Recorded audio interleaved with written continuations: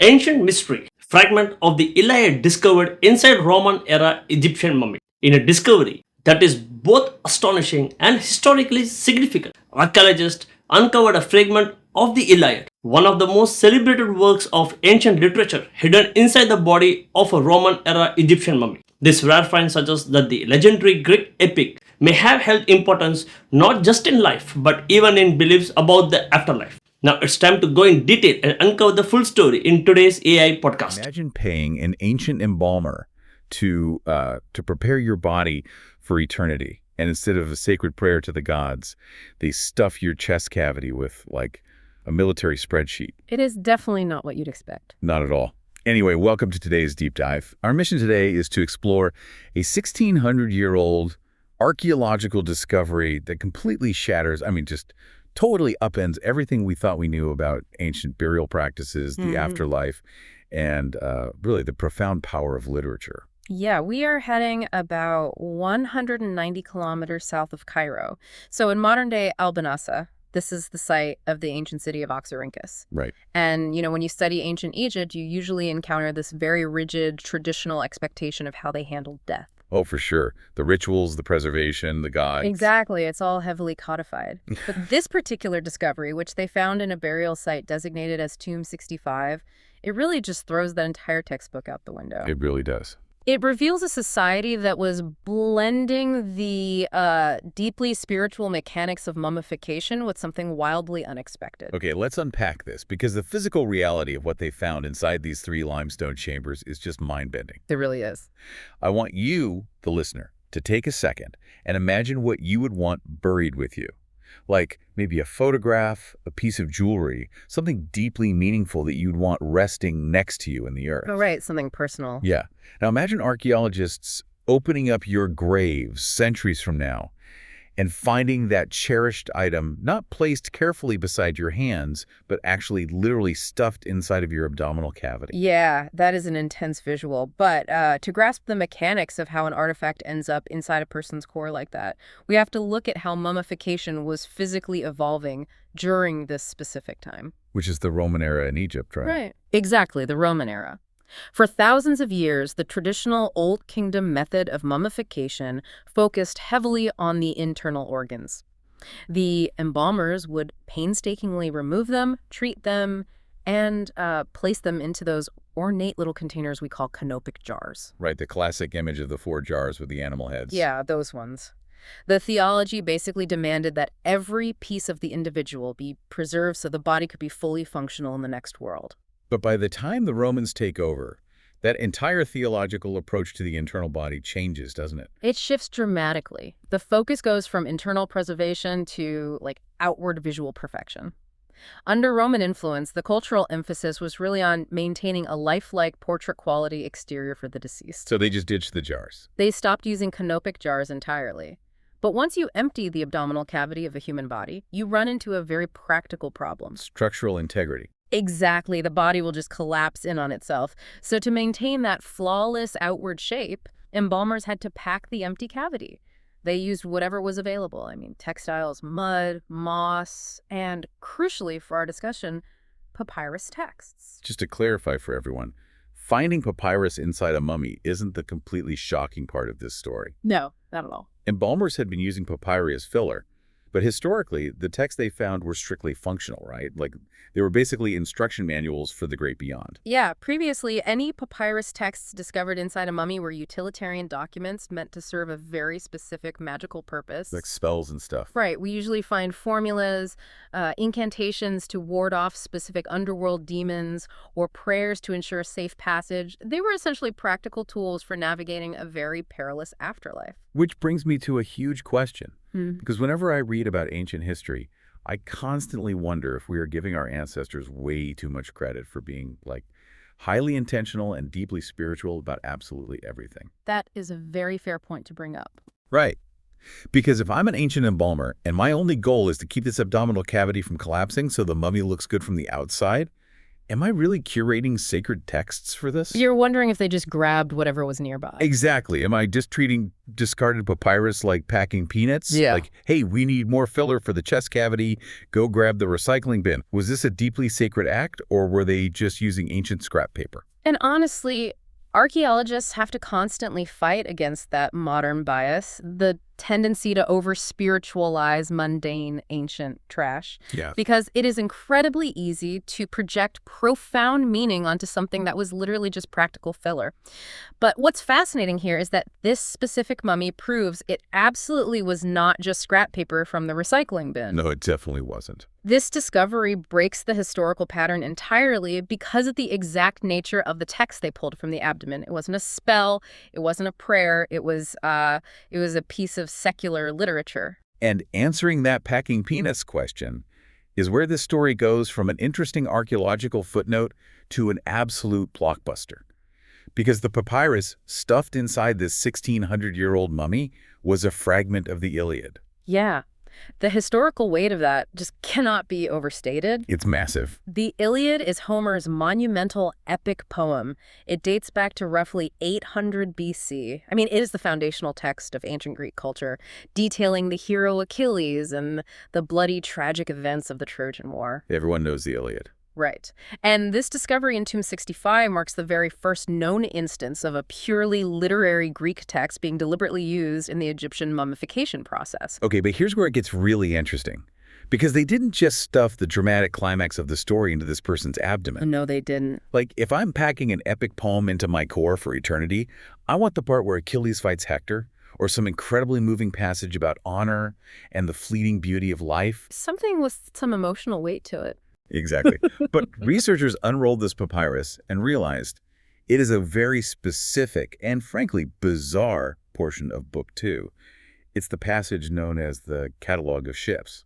Yeah, and for anyone who hasn't read the Iliad recently, the Catalogue of Ships is a massive, highly structured, and just exhaustive list. It's so long. It spans hundreds of lines. It details all the various contingents of the Greek army that sailed to Troy. It names the leaders, the specific geographical settlements they came from, and exactly how many ships they brought to the war. It is essentially an ancient military roster. Yes. Or like an incredibly dry logistics spreadsheet. So if we rule out the packing peanuts theory, I have to try and solve this. Why take a spreadsheet into eternity? What are your theories? Well, my first thought is occupation. Was the deceased a sailor, a merchant who dealt in shipping, or maybe an accountant who just really appreciated a thorough inventory? I mean, those are logical modern assumptions, but they view the text through a very narrow lens. This raises an important question about how the ancient world interacted with what we now categorize simply as stories. Because it wasn't just a story to them. Right. To us, the Iliad is fiction. We read it in a literature classroom. But in the Greco-Roman world, Homer wasn't just a storyteller, he was an authority. Oh, wow. The Iliad was viewed as an encyclopedia of moral, historical, and even divine knowledge.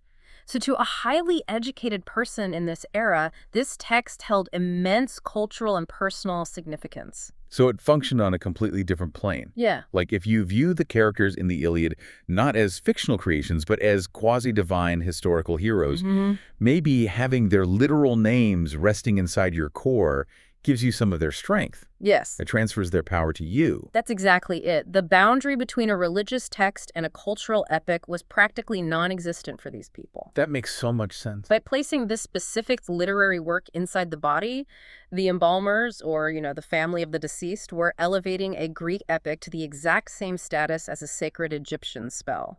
The literature itself functioned as a talisman for protection and guidance in the dark. But to understand how someone arrives at this bizarre theological cocktail like stuffing Greek poems into Egyptian bodies, we have to zoom out. We do. We need to pull back our camera from the papyrus in the abdomen and look at the whole body and really the rest of Tomb 65. Because the other artifacts adorning these mummies paint a picture of a society that was aggressively blending entirely different worlds together. Tomb 65 is an absolute masterclass in cultural fusion. The graves found in these 3 limestone chambers perfectly reflect the collision of empires. The grave goods are spectacular. You've got heart scarabs, which are deeply traditional Egyptian artifacts. Right, very old school. Yeah. They were placed over the heart to magically prevent it from testifying against the deceased when their soul was judged in the underworld. And then you've got amulets of major Egyptian deities like Horus, the sky god, Isis, the goddess of magic, and Thoth, the god of wisdom. And alongside those ancient Egyptian staples, excavators uncovered a figurine of Harpocrates. Which is such a weird find. It is, but this is a perfect example of how complex their theology had become. Harpocrates represents a Hellenistic interpretation of the Egyptian child god Horus. Oh, I see. Meaning, this was a society where Greek culture and Egyptian religion had been marinating together for centuries, really since the days of Alexander the Great. They eventually created entirely new, hybrid gods that belonged to both worlds. And the physical preparations of the bodies reflect that exact same hybrid approach. Yeah. Because excavators found that some of the mummies in this site featured solid gold coverings on their fingernails and solid gold tongues placed deliberately in their mouths. Which is fascinating because gold held immense theological weight in ancient Egypt. It wasn't just valuable, it was a divine, indestructible, eternal substance. It was basically magic. Literally believed to be the flesh of the gods. Adorning the dead with gold was a way of physically transforming them, preparing them to meet Osiris, the god of the afterlife. But the tongues had a different purpose. Right, the gold tongue served a much more specific, functional mechanism. The Egyptian underworld was terrifying. It was filled with gatekeepers and demons, and you had to recite highly specific spells and passwords to get past them. So you need to be able to talk. Exactly. The gold tongue was placed in the mouth to ensure the deceased would be able to speak clearly and forcefully in the realm of the dead. The whole setup is just brilliant. It wasn't just a universal travel adapter for the afterlife. It was spiritual body armor. That's a great way to put it. The Greek text in the abdomen was the shield. The ancient Egyptian gods hanging on their amulets were the weaponry, and the gold tongue was the diplomatic passport to get them across the border. They were taking absolutely zero chances. Yeah, and if we connect this to the bigger picture, this tomb is a perfect microcosm of the Roman period in Egypt. It was an era of intense, localized globalization. People moving around, mixing. Yeah, borders were blurring, populations were deeply mixed, and traditions weren't just coexisting side by side. They were actively merging into brand new, complex rituals. You didn't have to choose between being culturally Greek or spiritually Egyptian. You could be both, all the way into the grave. But to really understand the mindset of the people who created this elaborate armor, we have to look at the streets they walked when they were alive. For sure.